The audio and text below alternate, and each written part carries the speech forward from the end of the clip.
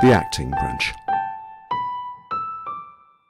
Hi Phil, thanks for joining me today on the Acting Brunch. Really appreciate your time. I know you're a busy guy at the moment. How are you doing today?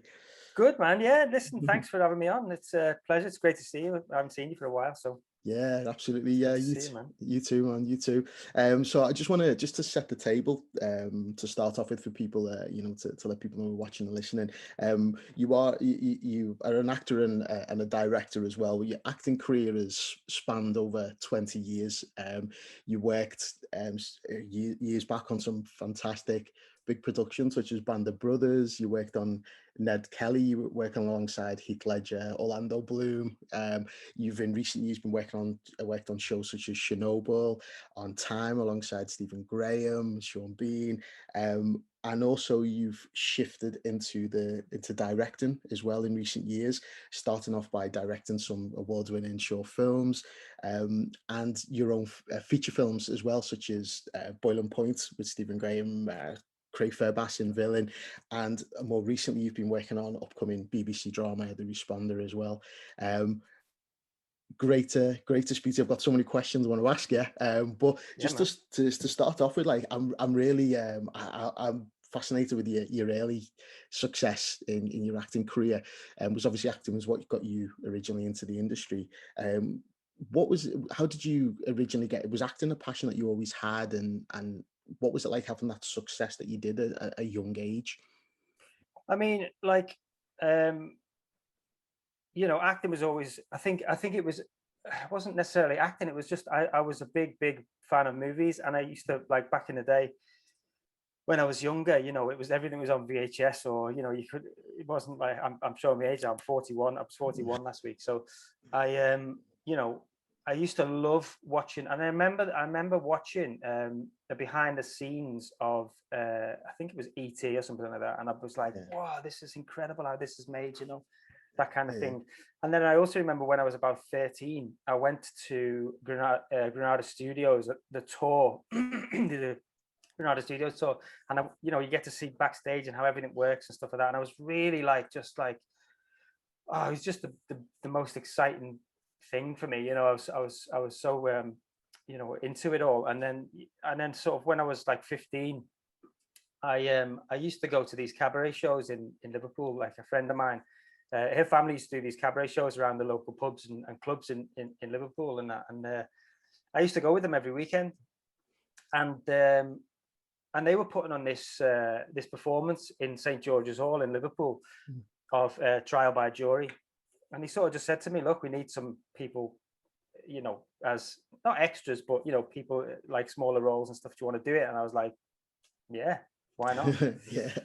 And so that was when I was about 15, I think 16, and the show got put on, and then a local agency came to watch it. It was actually Margie Clark. For those who know Margie Clark, and her brother Frank Clark, they came to watch it, and they sort of came backstage afterwards and said, look, we've set up this new agency, we'd like to see a couple of people, if you want to come down and sign up. And I was like, whoa, yeah. So the following day I went down there to their office in town and signed up with them, and it was all really exciting for me, and so it was all quite new. And then I was auditioning, and I didn't really know how to audition or whatnot, so I just sort of went into, I just went in all guns blazing. And then I sort of got the bug for it and thought, this is definitely something that I really want to do. This is just play, isn't it? This is fun. And obviously I was in school at the time, and I obviously went to school. I was like, I'm going to be an actor. Yeah. And the teachers are like, okay, well, you need something to fall back on, so let's forget about that for now. Let's just think about something, a proper job. Yeah. But I was like, oh yeah, okay. But then I suppose in the deep in my mind, I was like, this is definitely what I want to do. So when I sort of left school, I decided to pursue it, and got luckily I was lucky to get to get some good auditions. I got an audition for a movie, which was a BBC one-off film with David Morrissey, to play him as a younger kid in some flashbacks. And I ended up getting the part. And it was the same casting directors who were doing a show called Dream Team on Sky One. It was actually Michael Jackson, I think, and Bev Keogh, I think it was. Oh, right. And they sort of just said, look, you know, why don't you come down next week? We're auditioning for this show. I was like, and I think there'd been one season of it already, so I went and, you know, I'd seen a couple of episodes of the show, and I went and auditioned for it, and then I had like 3 or 4 auditions for that.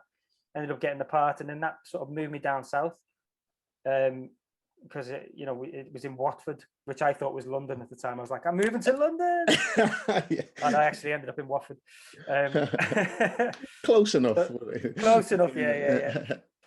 So I ended up doing that for 2 years and stayed down there, and then it just sort of progressed from there, really. And you know, I off the back of that, I was auditioning. I did 2 years of Dream Team, and then towards the end of that, I was auditioning for Band of Brothers. Like everybody was auditioning, every young actor was auditioning for it at the time. But I was really supposed to be still doing Dream Team, and I was kind of signed up for the next series, but I didn't really want to do it because I wanted to do Band of Brothers. Yeah. And I had about 7 auditions for Band of Brothers, which was like I had to sneak off to the auditions, and you know, like it was just, it was yeah, it was a bit naughty. But and then I ended up getting the part, and Dream Team weren't going to let me go, and all this stuff. So there was a bit of a battle going on there. Yeah. And so I got that part in Band of Brothers. Ended up doing it in the end, and it was like the best experience ever. You know, I was 20 years old, not even 20. I was 19, and you know, playing a soldier in the war. It was just like, yeah. So I played a footballer, now a soldier.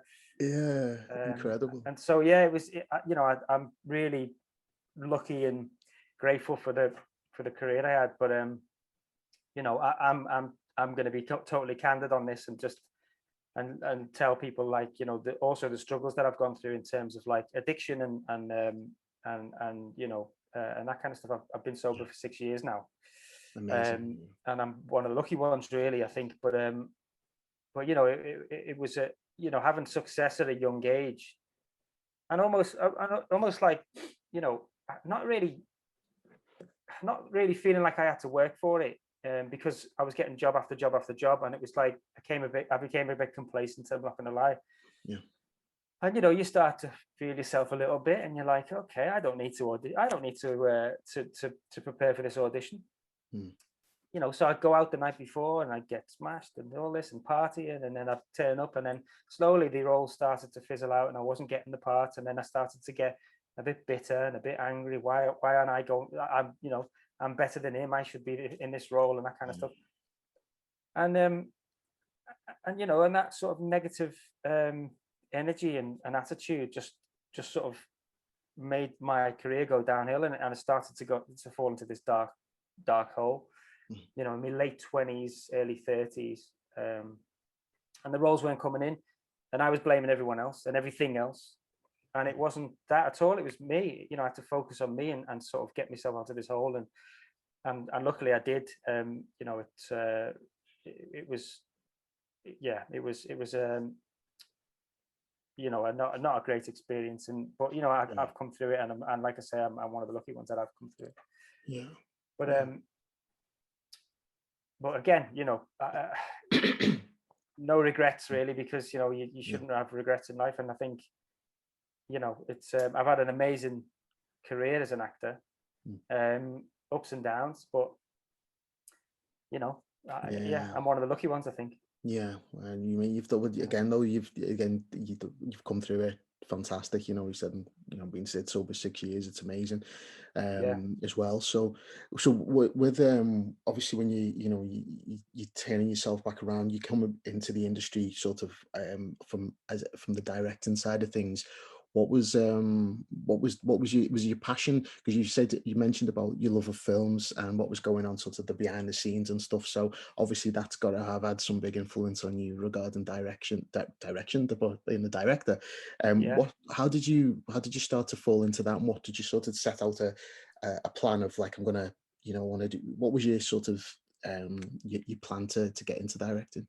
Well, if I'm honest with you, like I'd wanted to do it for I mean, probably 10 years, maybe more.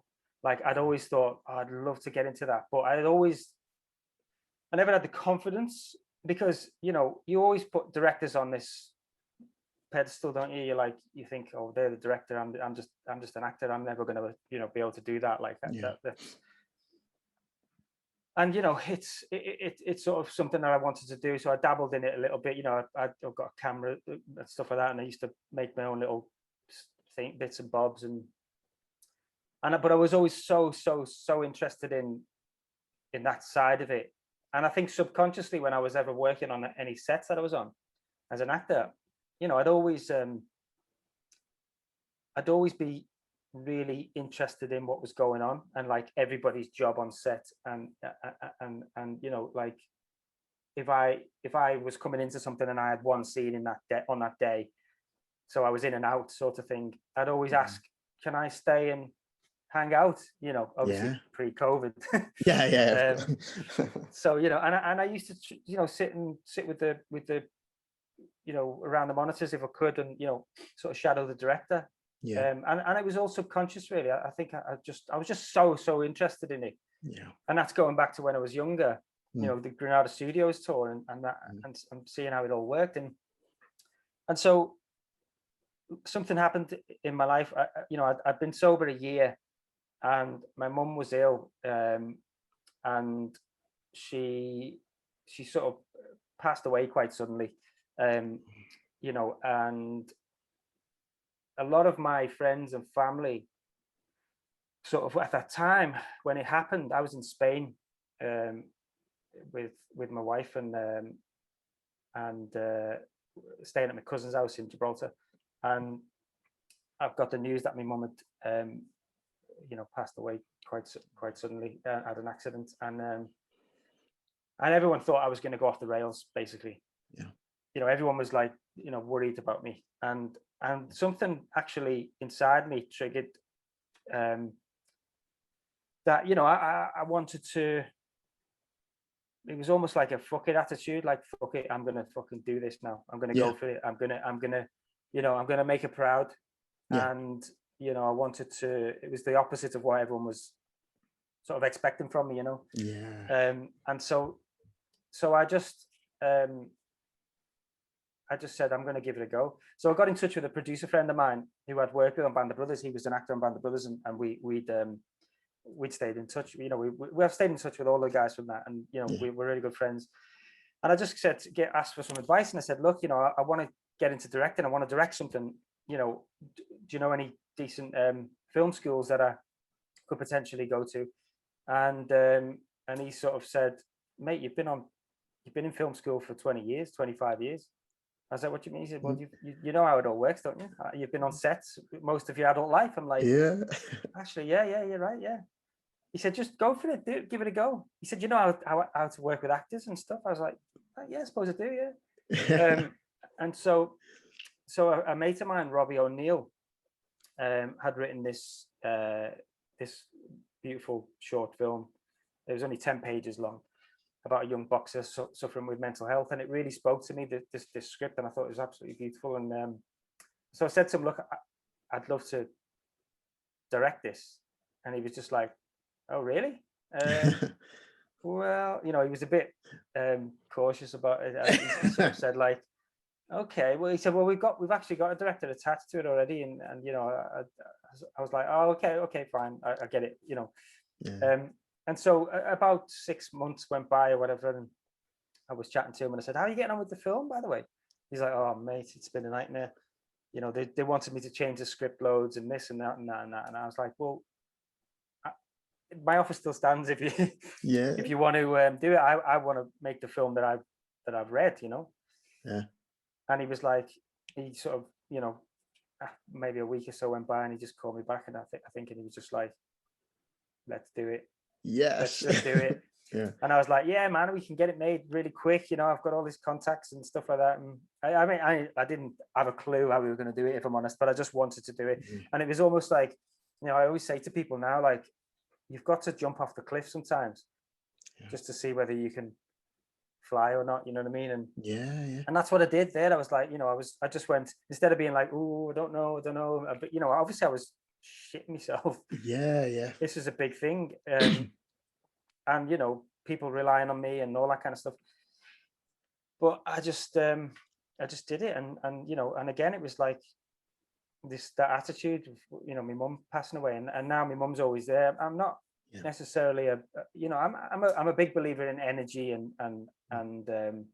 you know, I believe that she's up there watching down on me all the time now. And it's like, you know, she's pushing me every day. She drives me forward, you know? Yeah.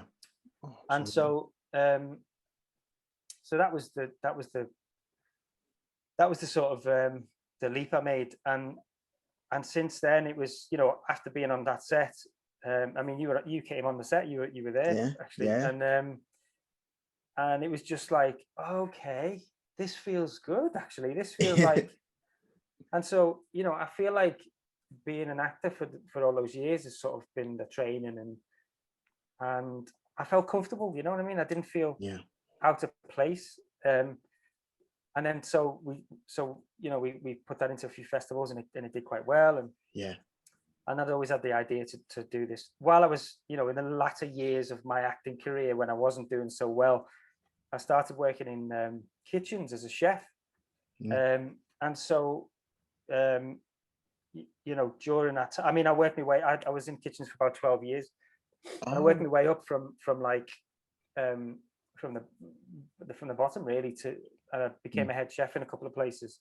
And I really like was passionate about it, and you know, but what comes with that world is the whole addiction thing, and you know, people are it's a tough business. It's a really tough industry, and I saw a lot of shit go down in that world, and I'd always said to myself, wow, I'd love to write something about this. You know, there's a lot of here to work with. And so I did. I thought, you know what, the next short I want to do is going to be like something set in that world, in that industry. So I'd written this. So I wrote this short with a friend of mine, James Cummings, who's a phenomenal writer. He's written we've just written something that's about to get greenlit at the moment, and so we wrote this, and then I've known Stephen Graham for many years. We were in Band of Brothers together again, and like I said, we've stayed in touch with everyone on that show, and obviously both being Scousers, we had a great connection. So man. So I tried to get Stephen in the first short in Seconds Out, and you know, he sort of said to me, like, I was like, I'd love you to play the boxing trainer in this, and he was like, let me have a look. And then he went, and then looking back on what he said to me now, I've got so much respect. He sort of said to me, let's see how you get on with this first one, and then we'll have a little look, shall we? And I was gutted at the time. I was like, oh yeah, all right, I suppose so. And then he watched Seconds Out, and he loved it. So and he was like, what are you doing next? You must want to do more. Like, I was like, yeah, well, I've got this idea for this thing set in a kitchen about a chef and addiction and all this stuff. And I pitched it to him over the phone, and he was like, you're going to play that role, because obviously it's loosely based on you. And he's like, you've got to play it. I was like, no. I said, the one thing I didn't want to do when I started directing is write stuff for myself, because I just don't. I mean, I know actors do it, but personally, I don't think I've got the brain capacity to do both. I mean, I have actually just done it recently on a TV series, but that wasn't a choice. That was like, so I'll explain that in a minute. But yeah, so then I was like really passionate, pitching it over the phone to him, and he's like, when are you looking to do it? I said, I mean, whenever we get that lead actor, we need to get someone really strong, and actually I didn't want to say to him, I want you to do it. I mean, I did want him to do it, hinting, but because of the way it sort of shot me down on the last one, I didn't want to be like, I want you to do this one. And so I was really passionate about explaining the story and what I wanted to do, and he was like, So when do you need to do it? I was like, well, whenever we get that lead actor, we need to find the right person who can, do it. And he's like, well, I'm free in December. I've got about a week after this show. I'm just finishing in December. I was like, what do you mean? He's like, well, if you'll have me, I'll do it. I was like, yes. What? So we literally had to, like, just kicks bollocks scramble to get everything together, and wow. we managed to get it done in the December. So That's that was incredible. 2018, yeah. Wow. And then after that, it was after that, because you get someone like Stephen in something, and people are going to watch it, and 100%. And it did quite well. It got nominated for a couple of awards and stuff, and I got an agent off the back of it as a director, and that was one of the things that Stephen has always said to me, that he wanted to do it to get me an agent and help me get an agent, and he's been an amazing, such a true friend, just a real help. So yeah, so that was the start of it, really. That's incredible. And actually, I think it's sort of like I said earlier, I've got the brain capacity to do both. So I feel like I'm now going to focus more on directing, and I'm not saying I'm going to quit acting, because you don't quit, do you? That's not something. Yeah, of course. But I want to put it on the back burner, and I'm not actively looking for roles or anything like that, or auditioning for anything, because I've got so much going on in terms of the side of it now. So which I'm so lucky and grateful for, That's amazing. So I'm with you doing Boiling Point as well, and obviously how you progress getting the agent and stuff. You develop. I'm interested enough to see this anyway, because it was all shot in one take as well, which is a fascinating thing for me anyway to know about. But you developed that into then a feature film. How did that come about, from the transition from that to the feature with Stephen? Yeah, well, the idea was always to do it as a feature, like to do something set in that world as a feature. But obviously, I wanted to try to see whether it worked, really, and that's why we did the short. And obviously, to progress from one short to then do a feature is kind of unheard of a little bit. Although after Boiling Point, I did do my first feature. Which was something that I hadn't written or anything like that, but it was offered to me.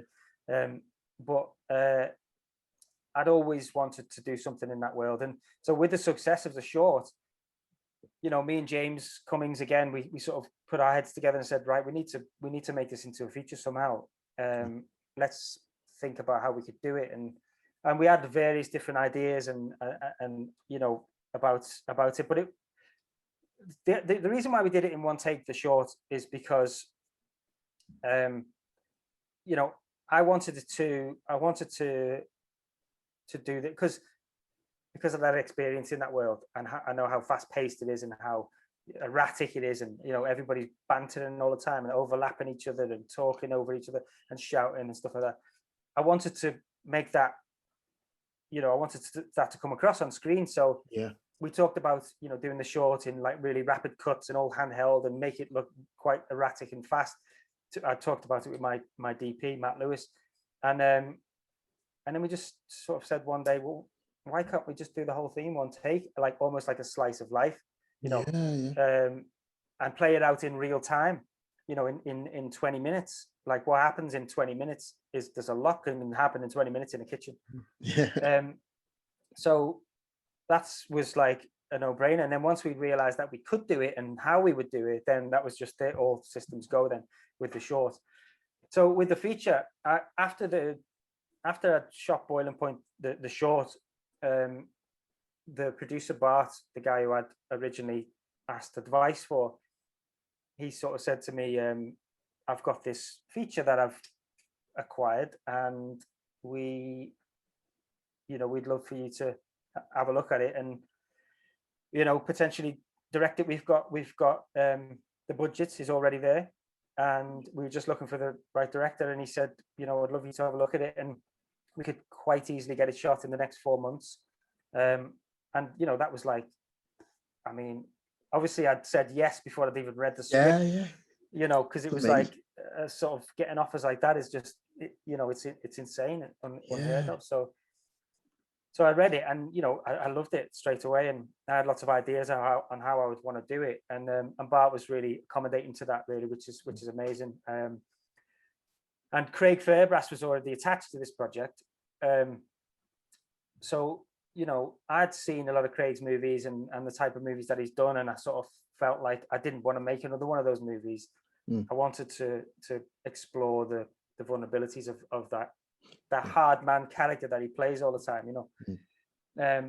So I spoke to Craig, and we both were on the same page straight away, and then off we went, and we made that movie, and all the time while I was shooting that, we were sort of coming up with ideas for the feature of Boiling Point, me and James. And I literally sat up in bed one night, and I was just like, why can't we do the feature in one take, the whole thing in one take as well? Because that's, I know it's been done before. There's movies like a movie called Victoria, which is a German movie, which was incredible. That was all done in one take. Obviously Birdman and 1917, things like that, they've been like one take. So I sort of called James the next morning. I was like, I've had this idea, we could do it in one take. And I just literally was bouncing ideas off, and he got excited about it, as excited as I was. So then I've called Matt Lewis, the DP, and I was like, how do you feel about doing a feature in one take? And he was like, are you mental? I was like, yeah, I think I am. And he was like, okay, let's do it. He was on board, and then the next person obviously we had to get on board was Stephen. So I called Stephen, and I was like, think about doing this, we'll turn it into a feature and doing it in one take as well. And he was like, I'm in. He was just like, you're fucking mad, but let's do it. He was in. So then obviously I had to think about how we were going to do it. But it all came together really quickly, and we found the location, which was a mate of mine's restaurant in London. And off the back of that, after finding the location, then we were able to write the script around that location, and so we were able to go into the location all the time because it's my mate's place, and we were able to just like walk it through, and I was acting out all the characters, and James was there writing it, and that's how we did the feature, really. Amazing. And it's coming out. It's due to come out in cinemas, I think, end of this year. Fantastic. There's a few things that's top secret at the minute. That's going to be announced in the next month or so, I think. We've just been accepted into a big festival in the Czech Republic called Karlovy Vary, which is I can never pronounce it. Karlovy Vary, which is it's in competition there. One of 12 films, and it's just off the back of that, the feature. I managed to get an agent in the US. Amazing. So I signed with CAA about 3 months ago. And incredible. It's been a hell of a ride. Like, I'm not, it's only been 2018 is when we shot Seconds Out, and I've literally not stopped. I've just, and it's that sort of that tunnel vision, and I hate to say, but like my mum passing away was something that sparked off a massive fire in me, and I imagine it was already there, but it was just like that was everything was, the barriers were knocked down, and I was like, I've got to go for this. And obviously, and then a year after my mum passed away, my wife got pregnant with our daughter, and again, that was another thing that was just like, this is this becoming a father as well in that time. Yeah, it's crazy. Wow, man. So I'm on this crazy ride at the minute, and I'm absolutely loving it. Amazing. Yeah, I love it. It's blew up, but it's incredible, man. But all starting with that Seconds Out, and I do urge anyone to watch that because it is available on YouTube. It's on YouTube, yeah. Powerful short about mental health as well, and I loved it. And obviously starting from there, it just shows you the progression you've made, mate. It's incredible. Thanks, mate. So moving up from in recently, obviously, you did have a part in Time, which has been hugely successful, and I Yeah, binge watched it in one night. I thought, yeah, me too. yes, I'll stick it on at like 11 o'clock. Just watch the one episode, but that went Yeah, out the yeah, window. no, yeah. Watched it all, but yeah, but that must have been great to be a part of. Yeah, do you know what? It was amazing. That was during I think it was the second lockdown that we were in. Because because the industry carried on pretty much. They had a bit of a break at the very beginning of the first lockdown, but it was still, there was still, things still needed to be made. So the industry adapted to the sort of COVID protocols and all that, and very, very different way of working. Like that was I was literally only supposed to be in for 2 days, and I ended up having to be there for 2 weeks because you have to sort of isolate and have your tests every day or whatever, every 2 days. Yeah. And I know Lewis Arnold, who's a fucking amazing director. I've looked up to him for a long time, and obviously Stephen was in it as well, and they both sort of said, look, there's a little role in, and I was kind of thinking about making directing a full-time thing, and they sort of said to me, look, there's a small part in it, do you want to audition for it? And I was like, I'd love to, yeah. And so I auditioned for one part, and I didn't get that part, but then they offered me this other role, and I jumped at the opportunity, do you know what I mean, to work with Steve as an actor, which I've never done. Well, Band of Brothers, we kind of didn't really have any scenes together, but yeah, I was like, oh yeah, I haven't acted with him before, so yeah, that's amazing. and working with Lewis, so we went down to Shrewsbury and the prison and stuff, and it was amazing experience, and being on set there, I just knew it was going to be a hit. I knew it was going to be a powerful. I mean, the scripts were amazing. Jimmy McGovern's an absolute legend, isn't he? So fantastic, yeah. So yeah, that was an amazing thing to be a part of. That's so good. It's just blew up. That it's just I'm so proud to be part of it. Oh, it's fantastic, Stephen. I just want to touch, because I know you're friends with Stephen Graham. I absolutely look up to him as an actor. I think he's a blueprint of an actor, especially coming from, like, obviously for any actor in the UK, but from Liverpool as well, and seeing what success he's had as well. And he's he must be incredible. So what was it like acting alongside him then? It's you've directed him, obviously you're mates with him. But that one, you must have felt it, like this, as in the scene that you're chasing after him in the, when he's going into the little office bit, and you're boss, like it's scary, It's like, because obviously I'd worked with him and directed him a couple of times, and I could see, and I know he's an absolute whirlwind when he's on set. You've got to be on your game to be on set with him. Like, even me as a director, he's just a ball of energy, and he's a million miles an hour, and you've got to be on your toes. So then having to act with him was nerve-wracking. Like, we're mates and that, but you put all that out the window, and you're going toe to toe with an absolute legend. And you sort of forget that when you're just mates. He's been a mate for years, so it's just like, but then when you're actually acting with him, it's like, oh shit, he's Stephen Graham, isn't he? That's it. That's the one. So yeah, that was an amazing experience, that one. Oh, awesome, man. And I love that, because you obviously getting sort of offered, from where you've come from directing your own stuff to then being offered it. Obviously, that great feeling. I know you've been directing recently, and also in the Responder, an upcoming BBC. And I don't know how much you can say about that at the moment. But what was the experience like directing that? And also, you said you having a role on the cast as well. What's that like? I know you said you didn't really want to do the both, but obviously it was put upon you. But what's that like, directing yourself, and how's that gone along, the Responder project? Yeah, well, that Responder, I was chatting to the producer, Rebecca Ferguson, last August about, she'd seen some of my stuff, and she was like, look, I'm doing this TV thing. It's set in Liverpool. I'd love you to read to potentially direct a block of it or an episode of it, and I was like, oh my god, yeah, definitely.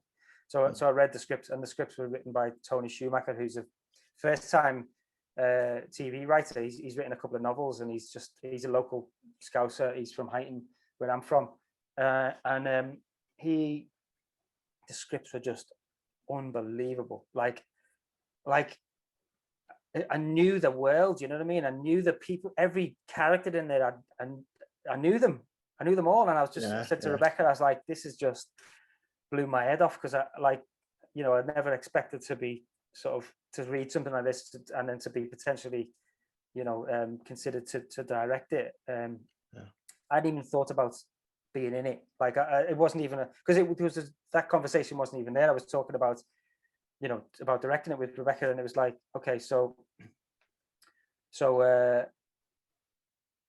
then the time went by, and there was a few things happened, and they weren't going to they were doing 2 blocks, and then they were doing 3 blocks, and it was it was on and off whether I was going to be able to do it, or whether I was going to do it. And in the meantime, she sort of said to me, look, if it doesn't work out directing it, I'd love you to be in it.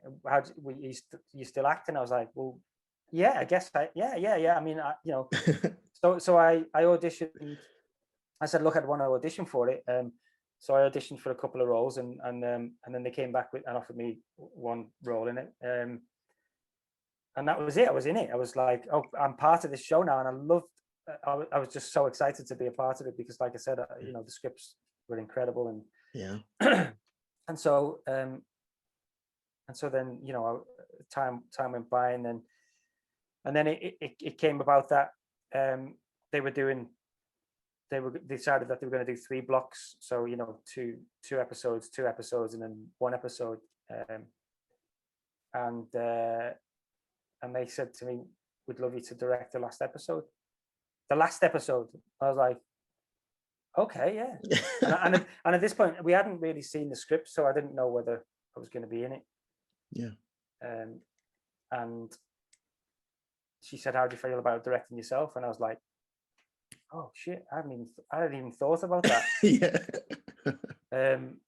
So I literally was like, shit. But it was, it was fine. I had some amazing people around me that I could lean on, and I forgot to call a cut at one point. I was in the thing, and I was like, oh yeah, cut. Cut. Did you give yourself a hard time? In the mirror, just like, come on, mate, what are you doing? But no, that was an amazing experience. I mean, I can't say too much about what it is and all that. Of course, stuff, but yeah, so I'm in the middle of the edit of that now, after the episode now. It was just an amazing experience. My first TV thing, and feel so lucky and grateful to have been able to do such a big, show with Martin Freeman's the lead and stuff, and to do the last episode as well, the finale episode, which is incredible, man. Mad, really. It is, but it's against part of me where you put the work in to get there, so you deserve it, mate. So you've got also you've got your own production company, 3 Little Birds. Is have you got many upcoming? Obviously, what you can and can't say, but you assume have you got many projects coming up through the company? Yeah, so we set up the company the back end of 2019, and it was set up by myself, Sarah Sedev, my acting agent, and Samantha Beddoe, who's a fellow Scouser, and so we set it up, and I so the story about the company is the name of it. So my mum's favorite song was 3 Little Birds by Bob Marley. Bob Marley, yeah. And we played it at a funeral, and and it's always reminded me of it. And so we set up the company, and there's 3 of us. And we decided to call it 3 Little Birds Pictures. And so meant to be. So yes, meant to be. Yeah. And so that's gone from strength to strength, really. We started out, and we were luckily with the whole lockdown and the pandemic, we were able to sort of focus on getting some projects together, getting some scripts written, and so that's been a it's gone quite quickly again, and so yeah, we've got about 5 or 6 projects that we're working on at the minute at various different stages. Can't really say much about them, but Sure. But one of them is quite close to being greenlit, and that's really exciting. I'm going to direct that one, and so that potentially might happen towards the end of this year. Fab. And that's just something that, I really want to pursue. I want to, I haven't set the company up. We haven't set the company up to sort of make films for me to direct. We want to sort of champion diversity and new talent, and give people opportunities, really, because I feel like there's an old school way of the way the industry is, and like that's sort of not letting people in, not letting new talent in, and we really want to champion that, and especially the diversity thing, and it's a big thing for us, and giving people opportunities is a big thing. Like for example, on Boiling Point, the feature, I wanted to make sure that in every single department there was some sort of trainee who wasn't necessarily at film school or whatever, but wanted to get into it, and wanted to learn.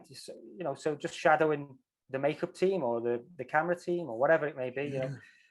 I said that's a really important thing for us, and Stephen as well. Because Stephen co-produced it with us. So we produced Boiling Point with Bart Ruspoli's company, Hester Ruff as well, who's an amazing producer, and also my company and Stephen's company as well. And so we were all really passionate about championing new talent and new. That's amazing. Because I think it's like I would have wanted. I look at my 16-year-old self coming into this industry, and I did it all myself, really. I didn't go to drama school, but I just really had that attitude of like, I'm gonna figure it out and do it, you know what I mean? But I would have loved to have someone who'd been in the industry for like me now, who's been in the industry for 20-25 years, and can sort of offload some information or give advice. I would have loved that back then. So that's what I want to do now. I want to that's why coming on here, hopefully we can spark someone's fire and go, absolutely, you know what, I can do it, I will do it, and I'm just going to do it. That's the attitude. Is you just you'll never know unless you jump off the cliff. It's great advice, man. Great advice. And I feel like there's no right or wrong way of doing this, being in this industry, you know what I mean? Everyone comes into it at different stages in life, or different ways of, you can go to the drama school route and do 4 years or whatever, and then come out of it and still go and do something completely different, work as an estate agent or whatever, that's true, man. So there's no right or wrong way of doing it. That's so good. It's amazing, like, again, we're saying about giving them opportunities to people, both in front and behind the camera. I think it's amazing, especially because it's such a hard industry, to get into. So people like yourselves offering them opportunities, it just, it gives that good hope, for people to get in there. So that's amazing. That's amazing. And also giving people like, who are not necessarily having their first, the baby being a trainee on, on sets for many years, and then giving them the level up and giving them the next, like a supervisor role or whatever, you know what I mean? If you don't try, you'll never know, you know what I mean? It's like, so what's the worst that can happen?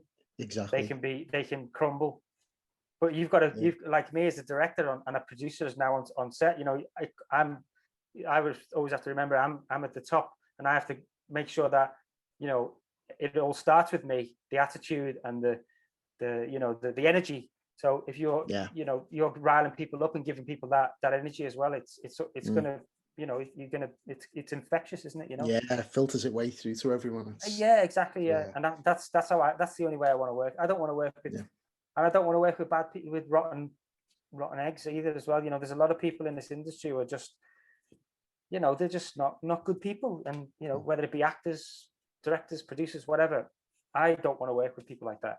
Yeah, yeah. Because, you know, you get one bad apple in the bunch, and that's it, isn't it? Oh, ruins the whole. Was it one bad apple ruins the cart, isn't it? Something like that. Is that the right term? I've probably Yeah. butchered that saying, but No, it's yeah, it is. Yeah, sounds right. Oh man, it's so good. So, but yeah, I mean, I was going to ask you sort of like what advice you would sort of give to actors, directors, but you've pretty much sort of said it with that as well. And what, you know, for actors who were in the industry, who were trying again at the level, just trying to get themselves that level up, have you got any advice for what an actor should be doing in terms of, I mean, more like, I suppose it's you've already answered it, the belief, you know, about, you know, to sticking with it, especially sort of after the last year. Would there be any advice you'd give to actors who are pushing their way into the industry now, of any age, really? Yeah, I mean, you know, it's exactly that. Stick with it, because there is jobs out there, and it's you know, people are saying, oh, it's really quiet, the industry's gone really quiet, but actually it hasn't really. It's been ticking away, and it's getting busier and busier and busier now, because, you know, everyone needs content. Yeah. And, you know, it's about to go back to, we're about to go back to normal, apparently. And you know, so it's like there's a lot of work out there. You know, just believe in yourself, and sort of put the work in as well. You know, you've got to, you can't just sit back. That was the problem with me, you know, during the time when I was in that sort of dark hole. And I explained earlier about being bitter, and just, there's nothing worse than a bitter actor who just, like, take your focus off everybody else and just put the focus on yourself, and things will start to change. And I'm a strong believer in that. You know what I mean? Forget about what everyone else is doing, because it's not you. They don't give a shit about you. So you shouldn't really give a shit about them. And the successful people are not looking back going, oh, you know, look at them. You know, they're just doing their thing. Absolutely. So just focus on yourself, and believe in yourself, you know, and put the work in. You know, go watch movies, go to see plays, you know, read. You know, there's an abundance of material out there that you can read if you feel like, you know, you're not sure about scripts, or, you know, if you know, there's read material all over the internet. You know, you can download scripts. You can go to you know, bookshops and get plays, and, you know, whatever you want to do, just go and do it, and practice. And you know, I'm work with other, you know, other actors. If you've got, you know, if you're going to classes or whatever, or you've got other actor friends, or you're in a community or whatever, work together and help each other. Yeah. Because, you know, like us, you know, it's ultimately, it's you and it's your career, but, you know, be generous. Yeah. Be kind, and help each other, you know. Perfectly said, man. Perfectly said. But oh man, Phil, I really appreciate you doing this, and speaking, and being so open and candid, and it's been a, you know, it's been a pleasure to speak to you. I could honestly speak to you all day about it. Like, thank you for this, and also I want you personally thank you yourself. I got to work with you. You directed a couple of sort of showreel scenes. I did a couple classes a couple of years ago, and some advice, you know, and help that you've given me has really helped me with my development as an actor. So really appreciate that, and thank you very much. And listen, mate, you've exploded in the last couple of years, and it's fantastic. Best of luck with everything going forward. I'm looking forward to Boiling Point, your projects, and I actually can't wait to see the Responder. Obviously, I love any set in our hometown. Do you know what I mean? So it's looking forward to that. It's a good one. It is a good one. I'm not gonna lie. Amazing. I'm really proud of it. Yeah, you're a busy man. I know you've got stuff to do, so, you know, thank you. Straight onto the edit again. Straight onto the edit, get it smashed, and thanks again. And you, mate, have a great day, and I'll speak to you soon. Thanks, mate. Take care. Cheers. Thank you. Bye-bye.